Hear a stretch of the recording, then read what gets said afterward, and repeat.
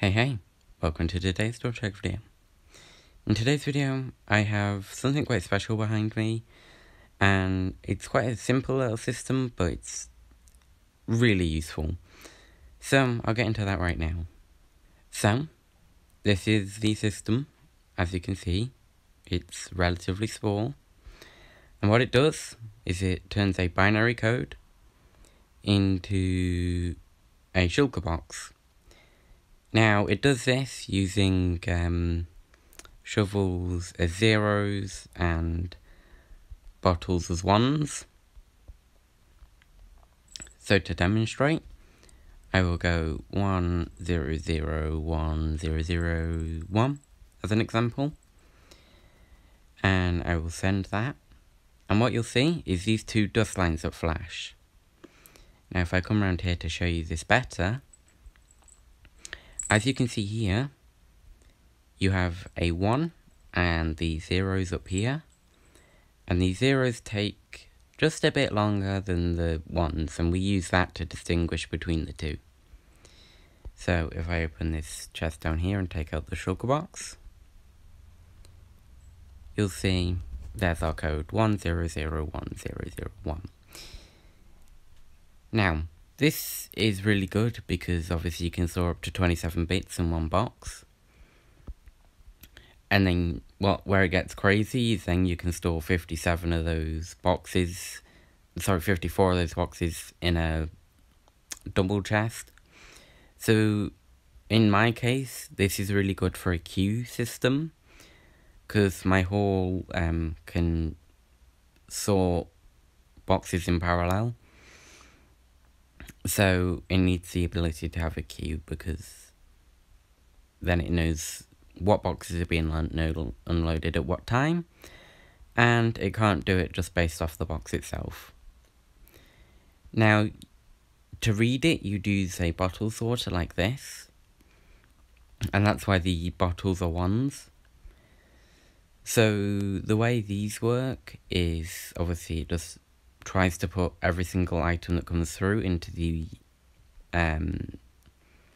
brewing stand here, and only potions can go in here, and obviously a bottle counts as a potion. And all the other items, as you can see in those examples there, just go into the other slots. So if I just empty this, because this was from just previous tests, and I put it in, what you'll notice is you get a 1, and then a gap, a 1, a gap, and then a 1. Now, as you see in here, you get 3 1s, and obviously the 0 there. And you can also use that to unload the box on the top, but obviously that's not really necessary, because you could just send the items from here back to the storages. Now, as I said, I'm using this for a queue because my haul can sort up to 4 boxes at a time. My entire storage can sort up to 9 at a time. But yeah, 10 at a time. But this is what is really needed. As you can see, there's a little sneak peek of the haul. You've seen that in community posts, so not too worried showing that. This is the haul in more detail. So it's hex encoded, which has its own struggles sometimes, because obviously you can only have up to 15, and then you have to repeat it again. So we have a line up here for what section of the haul we're wanting to look for, but that's not really important for what I'm going to show you. What is important is all of these signs. Now, I'm not going to go through all of them, but pretty much the way my haul works is it sorts in quadrants instead of the entire slice. So as you'll see up here, down here, we have Q1, and obviously we have the slice input and the section input. We have the on-off streams here, so as you can see, if it's off, it's stream 1, if it's on, it's stream 2 for that one quadrant. Now, obviously, the reason it's like that is because for an 8 chest haul like this one, each quadrant would have 2 chests assigned to it. So it makes sorting literally 4 times faster than a normal haul. And obviously then you've just got Q2, Q3, Q4 down there. Now what's really cool about this is it's got, again, as always with me, it seems way too many safety features, and even a built-in storage input. Now, I will talk about this briefly because of how cool it is.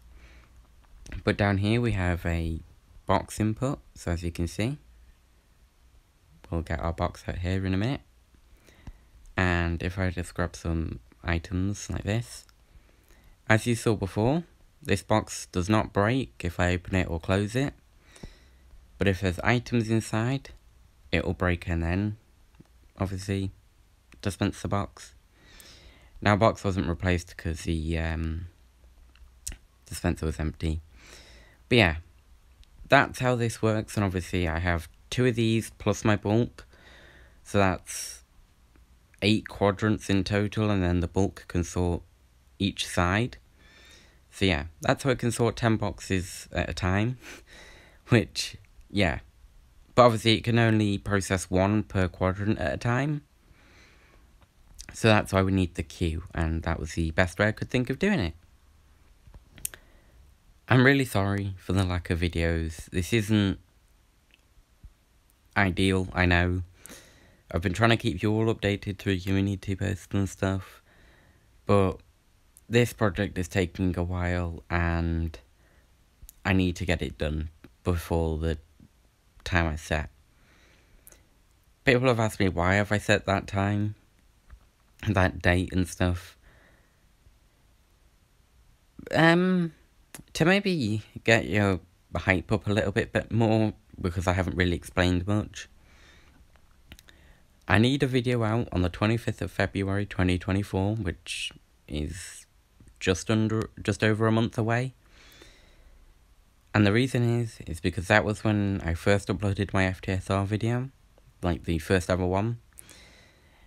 And that storage behind me there, as you can probably imagine, has FTSR compatibility built into it. But not just FTSR. No. FTSR v2. Now, there's a lot I can't say right now because reasons. But, pretty much, FTSR v2 is up to 2 times faster than v1. It's significantly less laggy, smaller, again, as I mentioned, faster, and really, really cool, because it can process multiple requests at a time. It can quite literally run code, like you can give it a box with that encoder I showed you. It will read that, and it could process an entire list of items for you. So if I was to give it a 27-bit long code, for an example, it could read something as, like, I don't know, 1 box of redstone, 2 boxes of redstone repeaters, 4 boxes of, I don't know, hoppers, or whatever I need. Now, where that gets really cool is with the new crafter. Again, there's so much I can't say, but I will mention this. If there isn't an item in storage, it will request the raw materials to craft that item to then send it. Now, farms won't use this because farms need items too quickly for that. And obviously the player, you'd have to wait a while for that. But it would have buffer boxes, so you'd get your boxes instantly. Or however long it takes to normally request it. But you'd have to wait a minute for it to refill that mini storage.